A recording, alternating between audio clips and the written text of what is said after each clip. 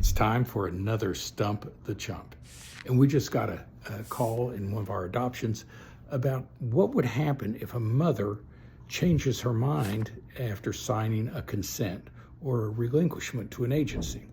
There's only a certain number of things that can happen to change that consent or to take it away. And that is, once they sign a valid consent under West Virginia law, that consent is effective immediately.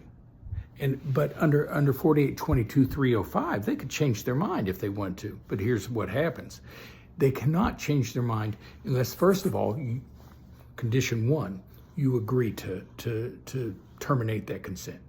The second thing is they could, by clear and convincing evidence, that's a heavy standard, but clear and convincing evidence, show within 6 months of the date they signed that consent or before the final adoption hearing, if they can clearly and convincingly show that there was fraud or duress in obtaining that consent.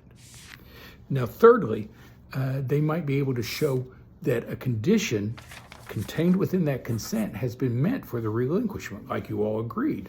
They have to show that by preponderance of the evidence, that one of the conditions within that consent to withdraw it has been accomplished. For instance, you or your attorney agree to that.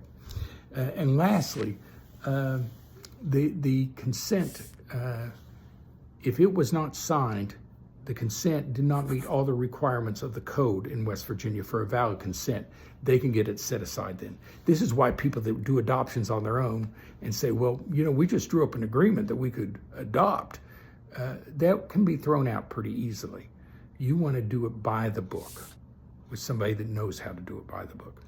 Anyway, it's very rare that you can get the consent overturned if it was a valid consent under West Virginia law without a strong showing of fraud or duress that must happen within 6 months of the date they sign it or before that final hearing. And that's why you want to have your hearings as quick as possible if there's any doubt. Thanks for that great question. And your answer was found in 4822-305 of the West Virginia Code. God bless. Thank you.